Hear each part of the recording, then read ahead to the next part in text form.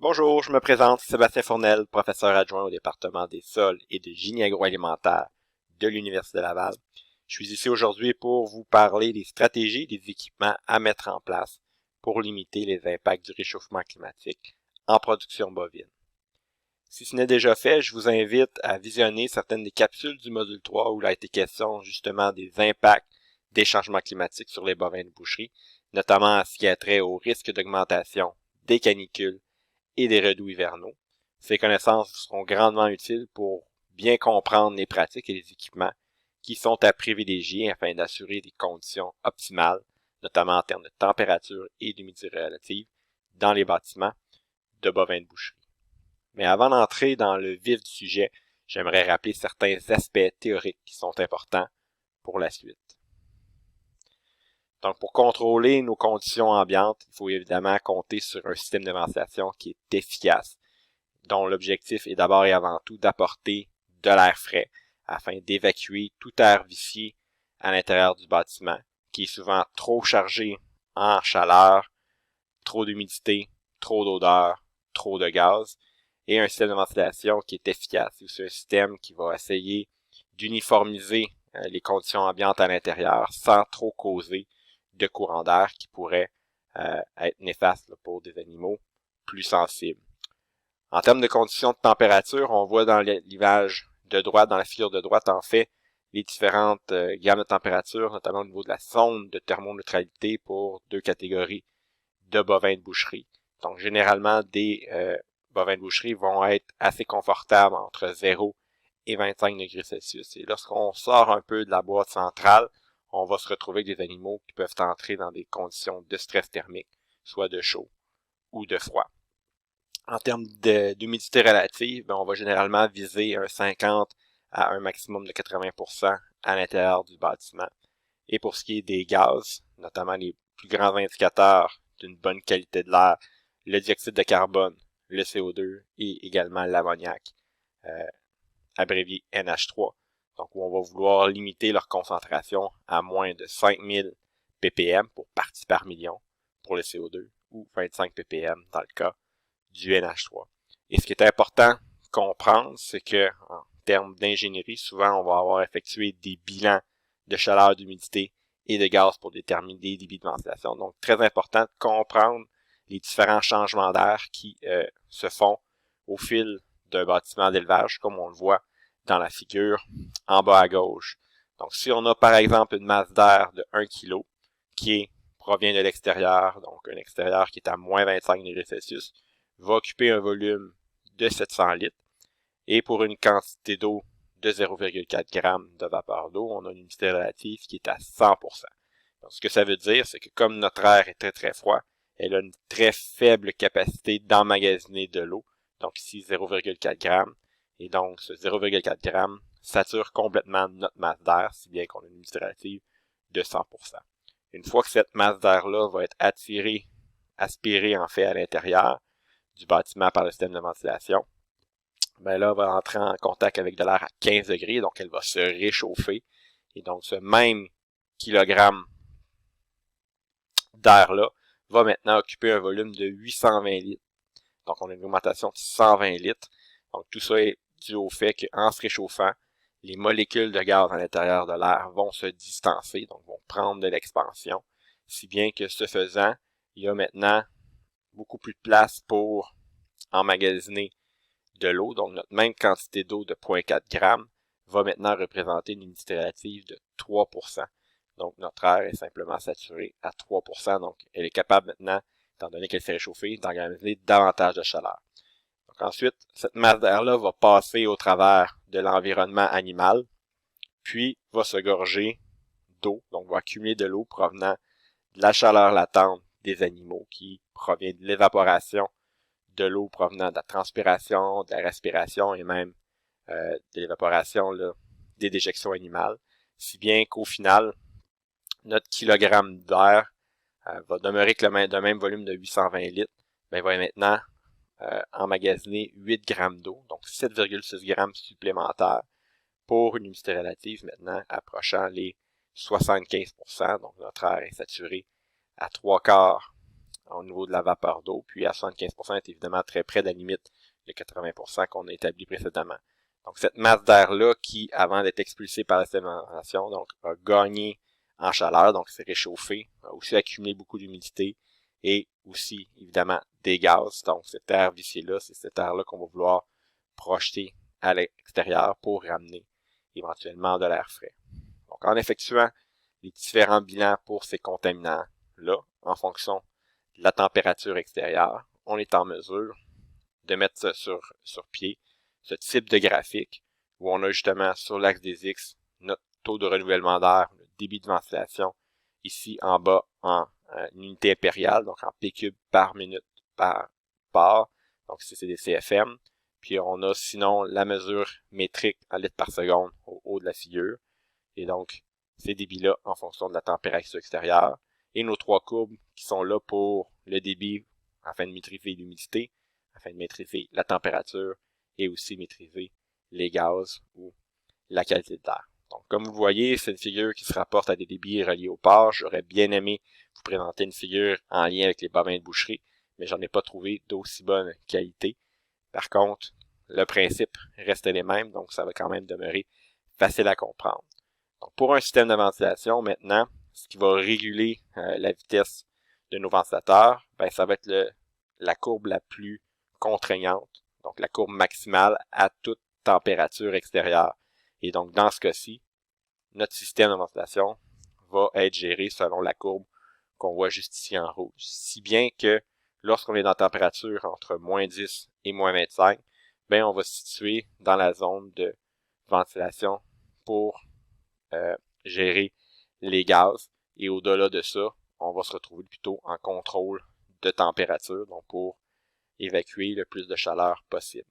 Donc, de cette façon-là, ce qu'il faut comprendre, c'est lorsqu'on est en bas de moins 10 degrés, donc on évacue à l'extérieur davantage de chaleur que si on était en contrôle de température, si bien qu'on va devoir éventuellement compenser par une unité de chauffage. Donc dans ce cas-ci, pour cet élevage de porc-là, ben, en bas de moins 10 degrés, notamment, le système de chauffage va souvent être allumé, alors qu'au-delà de moins 10, ben, il va tout simplement s'éteindre. Si on fait un parallèle avec les bovins de boucherie, donc en termes de débit de ventilation, donc ils peuvent être exprimés soit en taux de changement d'air à l'heure ou en débit par animal. Donc là, si on prend le premier cas de taux de changement d'air, donc ça va de 4 par heure en hiver à 60 par heure en été. Puis pour être capable de le mesurer, c'est tout simplement d'évaluer votre débit de ventilation sur le volume intérieur de votre bâtiment et vous allez obtenir ce taux de changement d'air à l'heure là. Sinon, vous pouvez aussi le déterminer par animal. Donc les recommandations vont de 10 à 20 CFM, donc les pieds cubes par minute en hiver, à 120 à 420 CFM en été selon le type d'animaux que vous avez dans votre bâtiment. Maintenant, la courbe qu'on avait en rouge, ben, si on la transpose maintenant sur un autre graphique, mais en fonction de la température ambiante, donc on va être en mesure de fixer nos paliers et nos températures de consigne. Donc ici, pour les porcs, on vise une température intérieure à 20 degrés. Aussitôt qu'on se situe sous cette barre-là, ben, comme on a parlé tout à l'heure, on va avoir notre chauffage qui va souvent être allumé. Puis, donc à cette température consigne-là, on a évidemment notre palier minimum qui est situé là, ici à 600 pieds cubes par minute. Donc on avait à peu près 6 pieds cubes tout à l'heure par part. Donc on peut estimer qu'il s'agit là de données pour un bâtiment de 100 parts. Et donc on va utiliser certains paliers en fonction de différentes températures qui vont s'allumer pour essayer, en fonction de différents types de ventilateurs, soit à vitesse variable, soit à vitesse unique, de suivre le plus possible, le plus fidèlement possible, la courbe de débit de ventilation qui a été fixée. Pour des raisons souvent économiques, ben, on va avoir plus ou moins de paliers qui vont nous permettre justement d'être le plus fidèle possible à cette courbe-là. Donc, plus la chaleur va augmenter dans le bâtiment, ben, plus on va augmenter de paliers, plus le débit de ventilation, évidemment, sera élevé, jusqu'à ce qu'on atteigne un peu un maximum qui est ici aux alentours de 27 degrés Celsius. Ici, il faut remarquer au niveau de la courbe de ventilation, elle est pratiquement devenue là, horizontale, ce qui veut dire que pour toute augmentation de température ici, il faut pratiquement doubler le débit de ventilation. Donc, ultimement, ça devient pratiquement impossible économiquement d'ajouter autant de ventilateurs lorsqu'on vient dans des températures très chaudes. Donc, ce qu'on va faire lorsqu'on entre dans des températures qui vont au-delà de la zone de thermoneutralité de nos animaux, c'est d'utiliser certains systèmes de refroidissement qu'on verra là, dans les prochaines diapositives. Donc, on arrive justement aux techniques, aux pratiques de gestion de l'ambiance en été. Donc, systèmes qui peuvent être soit à l'eau, soit à l'air, mais dans les deux cas vont fonctionner selon deux grands principes. Donc, soit des technologies qui vont modifier l'environnement pour limiter les niveaux de stress thermique. Ce que ça veut dire, c'est qu'on va venir jouer sur la température de l'air, donc on va surtout la refroidir, alors que le deuxième principe repose plutôt sur d'accroître l'échange de chaleur entre les vaches et leur environnement. Donc, au lieu de refroidir l'air, on va plutôt refroidir les vaches en leur permettant d'évacuer davantage de chaleur, que ce soit par convection avec l'air. Donc, comme on a une vache qui a une température corporelle de 38 degrés et dans une situation de stress thermique, par exemple une aire qui serait à 30 degrés, on a quand même une différence de température qui permet à la vache de perdre beaucoup de chaleur là, vers l'air directement. Il peut aussi avoir une perte de chaleur qui se fait avec les surfaces avec lesquelles la vache est en contact. Par exemple, une vache qui est couchée sur un plancher de béton va perdre aussi beaucoup de chaleur vers cette surface-là. On peut aussi avoir des pertes de chaleur par radiation. Donc, lorsqu'on a deux surfaces à des températures différentes, donc 38 par exemple ici, puis un mur qui se trouve aux alentours de 30 degrés, on va avoir un échange d'ondes électromagnétiques de la vache vers les murs. Et il y a également le potentiel pour la vache de perdre de la chaleur par évaporation. Donc, par exemple, la transpiration. Donc, un peu comme les humains. Et donc, on a différentes techniques qui vont nous permettre d'agir selon ces deux principes-là que l'on va voir dans les prochaines diapositives. Donc, la première, c'est tout simplement d'isoler le toit de l'étable avec une mince couche d'isolant qui peut aller tout simplement jusqu'à R5, R10. Donc, on voit sur la figure de droite effectivement l'impact que ça peut avoir. Donc, si on a une toiture qui est non isolée, donc le soleil, évidemment, frappe cette toiture-là, il va finir par réchauffer beaucoup l'air intérieur et la température atteinte à l'intérieur risque d'être à peu près environ 5 degrés supplémentaires que ce qu'on va voir avec une étable avec une toiture isolée. Donc, dans un cas d'une toiture non isolée, on vient d'ajouter beaucoup de pression là, sur le système de ventilation pour réduire la température à l'intérieur, alors qu'on parle de température beaucoup moins critique là, lorsqu'on isole cette toiture-là. Donc, c'est la première étape. Sinon, on peut tout simplement passer à des stratégies qui vont utiliser le refroidissement à l'eau, en commençant par des panneaux d'évaporation, qui sont tout simplement là, des tapis humides, qui sont un peu comme des cartons ondulés que l'on va installer au niveau des entrées d'air et au travers desquels une pompe va tout simplement là, venir faire circuler de l'eau au travers pour obliger l'air à passer à travers cette masse d'eau-là. Et donc, l'eau, pour pouvoir s'évaporer, va utiliser la chaleur de l'air entrante et ainsi la refroidir. Donc, l'air, ultimement, va avoir une température beaucoup plus fraîche. Par contre, on a une évaporation de l'eau qui est créée, ce qui fait en sorte qu'on a une augmentation de l'humidité relative. Et selon les travaux qu'on a effectués là, il y a quelques années au niveau des étables laitières, donc on a effectivement que ce type de système-là, une baisse des températures et une augmentation quand même considérable de l'humidité relative. Puis lorsqu'on ramène ces données-là sous forme de THI, qui est un indice de température et d'humidité, qui est un peu l'équivalent du facteur humidex que vous allez entendre lors de votre bulletin météo l'été prochain. Donc, on obtient là, une baisse de 2 unités et ultimement une amélioration des conditions de l'animal. Donc, autant en termes de température corporelle, donc une baisse qui va jusqu'à 1 degré Celsius, et une baisse de taux de respiration là, qui peut aller là, jusqu'à une vingtaine de souffles en moins par minute. Donc, système qui est quand même relativement efficace dans des régions très arides, mais qui est très peu installé dans très peu de bâtiments ici au Québec, tout simplement parce que ça représente certains défis techniques. Donc, notamment, c'est pas utilisé 12 mois par année, Puis on a aussi un entretien qui doit être assez rigoureux, parce que vous le comprenez, c'est une évaporation de l'eau, donc on a une accumulation de minéraux qui peut se faire dans cette eau-là. Et également, si l'eau n'est pas changée assez souvent, on peut avoir une prolifération d'algues, et donc des défauts là, de fonctionnement au niveau du système. Mais dans certaines autres régions, c'est quand même un système qui peut être utilisé. Autre système qui fonctionne sur le même principe et qui gagne quand même en popularité ici au Québec, c'est le système de brumisation, où on va tout simplement, là, avec l'aide de petites buses, comme on le voit sur l'image en bas à droite, donc projeter sous haute pression de fines gouttelettes dans l'air, donc avec un diamètre d'environ 5 micromètres. Donc fines gouttelettes qui vont devoir s'évaporer avant de toucher le sol. Et donc pour ce faire, vont utiliser la chaleur de l'air pour être capable de s'évaporer. Donc on va refroidir l'air, mais encore une fois, augmenter l'humidité relative du bâtiment. Donc si on est dans des conditions très humides, c'est peut-être pas le meilleur système à utiliser, surtout qu'on peut avoir une augmentation de l'humidité relative là, de 50 unités de pourcentage pour une réduction au final de THI là, qui peut aller jusqu'à 5 unités, avec des conditions intéressantes au niveau des animaux. Donc baisse d'1 degré de la température rectale, baisse du taux de respiration et même une augmentation de la production laitière. Donc c'est un système qui, comme le précédent, a quand même des petits défis au niveau de l'entretien. Donc comme on a des buses qui projettent de fines gouttelettes, donc ça prend pas de gros dépôts pour nécessairement venir obstruer.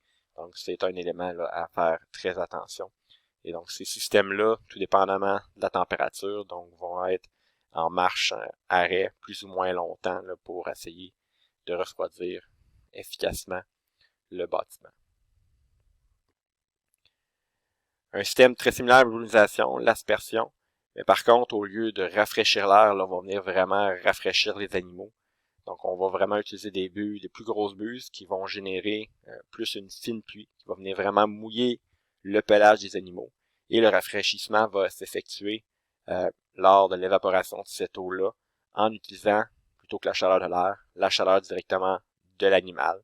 Donc, ça utilise un peu le même principe que lorsque vous sortez de la douche sans utiliser votre serviette. Donc, vous avez une sensation de fraîcheur qui vous fait un peu grelotter.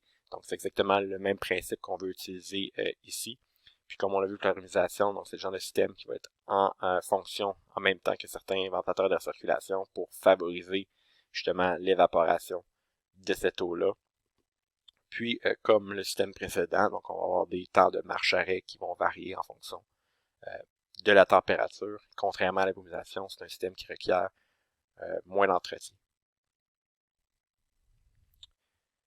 Au niveau des résultats de notre revue de littérature qu'on avait effectué en 2017, donc comme ces les deux systèmes précédents, baisse de température, augmentation de l'humidité, impact quand même qui peut être important au niveau du THI, et amélioration de la température rectale, du taux de respiration, de l'ingestion de matières sèches et également de la production laitière.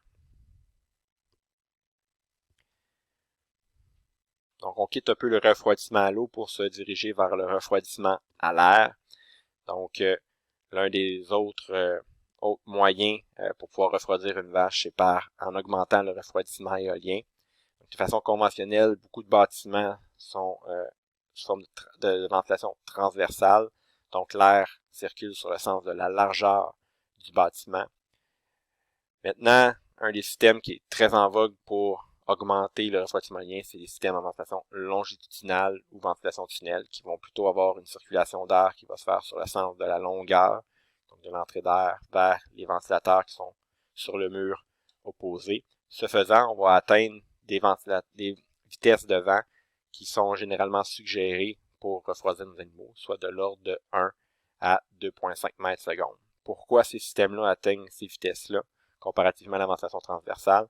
Je fais ici la démonstration en fonction de l'équation générale de débit, donc débit Q qui est en mètres cubes par seconde, qui va être égal à la vitesse de l'air en mètres par seconde, fois la surface d'entrée d'air, ou la surface ici du bâtiment, donc en mètres carrés. Donc lorsque vous êtes en ventilation transversale, vous avez votre entrée d'air qui est sur le côté le plus long, donc la plus grande largeur comparativement au même bâtiment que si vous placez l'entrée d'air sur le plus petit côté, donc la largeur est beaucoup plus faible. Donc si vous avez une largeur A qui est plus faible, pour obtenir un même débit Q, vous allez devoir avoir une vitesse beaucoup plus élevée. Ce faisant, c'est là que ça va rendre possible d'aller atteindre ces vitesses de 1 à 2,5 mètres secondes. Alors qu'en ventilation transversale, la vitesse là, peut être plus aisément là, en bas de 1 mètre par seconde. Donc, voici une des options. Si le passage ou la transition vers une ventilation originale n'est pas possible, on peut se rabattre sur des ventilateurs de recirculation, donc qui, eux, ont simplement comme fonction de brasser l'air, puis justement d'accélérer l'air au niveau des vaches.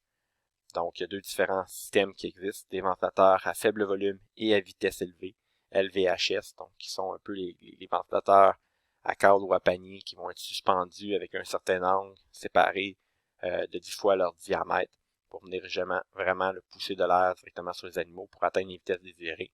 Donc, à faible volume, parce qu'on a un volume d'air de moins de 500 litres par seconde, mais à vitesse élevée, parce qu'on va atteindre justement les vitesses voulues de 1 à 2,5 mètres par seconde.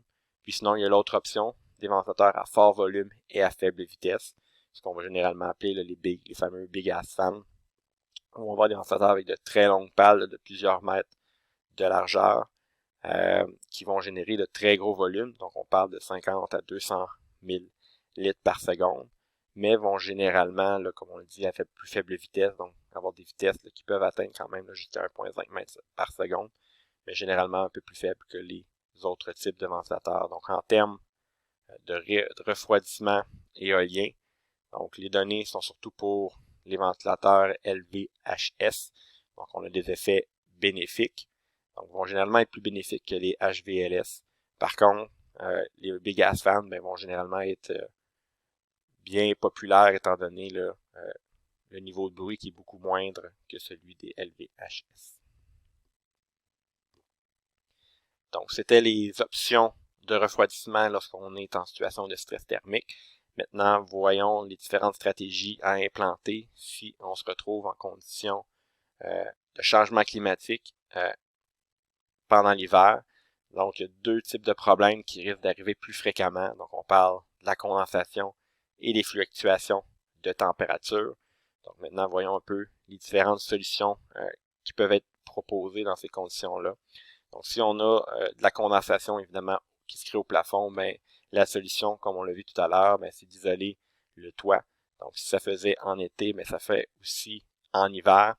Donc, si on a une température intérieure dans notre étable qui est maintenue à 7 degrés à 70% durant ces conditions-là, avec ces données-là, on a une température du point de rosée de 2 degrés.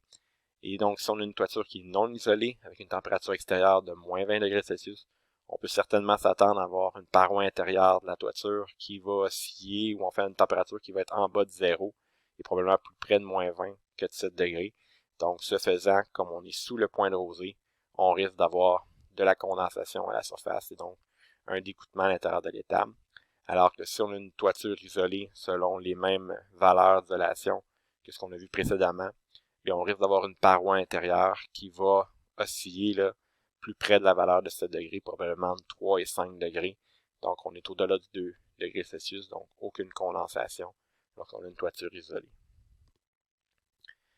La condensation peut aussi apparaître sur d'autres surfaces à l'intérieur du bâtiment, par exemple les murs. Ça va être possible si on a une aire qui est chaude et qui est aussi très humide. Donc, on va souvent avoir une température du point de rosée là, qui est facilement dépassable lorsque l'air va justement entrer en contact avec nos murs froids. Donc, pour essayer de contrer ça, comme notre air est probablement trop chargé en humidité, l'idée c'est d'abaisser l'humidité dans le bâtiment. Et donc, c'est probablement que notre débit pour notre maîtrise de l'humidité est probablement trop basse. Donc, tout simplement, là, augmenter le débit pour sortir plus d'humidité et rehausser la température du point de rosée de notre air intérieur, donc pour limiter cette condensation. Donc, le deuxième problème qu'on avait identifié tout à l'heure, ce sont les fluctuations de température. Je vous présente, donc je reviens avec la figure qu'on avait tout à l'heure au niveau des paliers de ventilation de notre ferme porcine, en vous amenant dans une situation climatique où justement on est généralement au premier palier. Par contre, on a un redout qui se crée durant la journée, ce qui fait en sorte qu'on a une augmentation de température dans notre bâtiment. Donc, possiblement qu'on passe peut-être de 21 à 22, 23 degrés. Donc, cela va activer le palier numéro 2. Donc, on va passer de 2500 à potentiellement 4000 pieds cubes minutes et plus. Et donc, on va se situer justement aux alentours de notre palier numéro 2, donc peut-être à 23, 24 degrés. Soudainement, le soleil se couche, on tombe en soirée, baisse soudaine de la température extérieure, peut-être qu'on passe de 10 à moins 5 degrés. Et donc, tout d'un coup, le palier numéro 2 tarde à se désactiver parce que on est toujours au palier numéro 2, donc on fait entrer beaucoup d'air frais, mais comme on a souvent simplement un senseur de température au centre de l'étable, il y a un délai avant que le changement de masse d'air et de température s'effectue. Donc on reste un peu trop longtemps peut-être dans notre palier numéro 2, donc si on était rendu à 24, peut-être qu'on se situe aux alentours de 23, 22. Donc pendant ce temps-là, on continue à entrer beaucoup d'air frais, et donc cet air frais-là peut créer certains courants d'air qui peut être néfaste là, pour les animaux, donc au niveau de la productivité. Donc la solution dans ces conditions-là, c'est souvent d'aller jouer sur les intervalles entre les paliers. Donc dans ce cas-là, on voit que le point mort ici est aux alentours de 21,5 à 22 degrés, donc on a un intervalle de 0,5 degrés. Donc si on rétrécit cet intervalle-là en amenant peut-être le palier numéro 1 jusqu'à 21,75, ben ultimement, lorsque la température va se mettre à redescendre, ben le palier numéro 1 va embarquer beaucoup plus rapidement. Donc, on va peut-être être en mesure justement de ralentir l'entrée excessive d'air frais. Donc, c'est l'une des solutions. Sinon, si on est dans des températures peut-être un peu plus printanières, où là, on était peut-être déjà au palier numéro 2, sauf que là, on est dans une situation, encore une fois, d'un redout pendant la journée qui nous fait passer au troisième palier. Sauf que cette fois, on a un ventilateur à vitesse unique qui embarque. Et donc, on se situe peut-être justement dans les 25 à 26 degrés intérieurs. Et donc, ça va bien jusqu'à temps que la nuit tombe. On a une baisse rapide de la température, peut-être de 15 à tout près de 0 degrés Celsius. Et comme on a un senseur de température seulement dans notre bâtisse souvent qui est au centre, donc avant que ce senseur-là détecte la baisse de température, on continue d'en faire entrer beaucoup d'air frais à l'intérieur, causant certains courants d'air frais qui peuvent être néfastes pour nos animaux. Et donc, ça prend un certain refroidissement avant de redescendre au palier numéro 2. Donc, pour éviter cela, ben, l'idée, c'est soit de remplacer notre ventilateur de palier 3 par un ventilateur à vitesse variable qui va nous permettre, au lieu d'avoir toujours la même vitesse pendant au moins un degré, un delta d'un degré Celsius, d'avoir quelque chose qui est un peu plus oblique comme les paliers 1 et 2 pour peut-être venir solutionner le problème. Ou sinon, ben, c'est peut-être même d'ajouter un palier, donc peut-être de remplacer notre ventilateur ici par deux ventilateurs qui sont à moitié du débit, donc pour avoir là, un effet tampon entre les deux et ralentir le refroidissement trop rapide. Dernier élément, ça peut être au niveau de l'ajustement de l'appareil de chauffage. Donc, le chauffage, les unités de chauffage sont quand même plutôt rares là, dans les bâtiments de domaine de boucherie. Mais si par exemple, dans un cas particulier, il y aurait une salle simplement qui abrite des veaux, puis que le chauffage est nécessaire, ben voici un peu une des solutions à plus long terme en cas de changement climatique, comment peut-être contrôler un peu mieux ces systèmes-là. Donc à l'inverse, ici on est dans une nuit fraîche, donc notre système de chauffage est en marche et fonctionne à pleine capacité. Tout à coup, on a un redout en matinée, donc le soleil frappe fort, la température monte rapidement à l'extérieur, donc on entre au niveau de l'entrée d'air, beaucoup plus d'air chaude à l'intérieur du bâtiment. Puis, comme on a simplement un senseur de température, il tarde à détecter cette hausse de température-là, si bien que notre unité de chauffage fonctionne plus longtemps, donc on ajoute encore davantage de chaleur à l'intérieur du bâtiment, si bien que la température à l'intérieur monte tellement haute qu'on fait activer le palier numéro 2, sauf que là, le chauffage vient de désactiver, donc peut-être que, il y a un refroidissement rapide qui se crée à ce moment-là, comme on reste quand même dans des conditions là, plutôt hivernales. puis ça baisse tellement que finalement, le chauffage redémarre et ainsi de suite, donc dans une boucle un peu sans fin. Donc l'idée ici, si c'est le cas, c'est d'élargir la zone d'insensibilité de l'appareil de chauffage. Donc on voit ici que son arrêt est programmé pour à 19,7 degrés Celsius. Donc on peut peut-être descendre cette plage-là à 19,5 et ainsi de suite pour s'assurer qu'il arrête avant que la température ne monte trop haut puis qu'on se ramasse justement avec un surplus de chaleur dans le bâtiment. En conclusion, on a vu différentes stratégies, soit pour surmonter les stress thermiques en conditions estivales, donc 2 stratégies, rafraîchir l'air ou refroidir l'animal, donc soit par isolation, panneau d'évaporation, brumisation, aspersion, ventilation tunnel ou recirculation. Donc différents principes qui peuvent être utilisés dans vos élevages pour être capable de contrôler les stress thermiques et de conserver des conditions optimales et la meilleure productivité le possible pour vos vaches. Puis, pendant les conditions hivernales pour contrer les épisodes de redoux, donc on peut toujours compter sur l'isolation du toit, une ventilation minimale accrue, donc dans des conditions où on aurait un haut taux d'humidité à l'intérieur du bâtiment. On peut aussi jouer sur les différences de température et les différents débits associés au palier pour améliorer la situation et sinon ajouter aussi des contrôles au niveau système de chauffage si c'est le cas. Je vous remercie.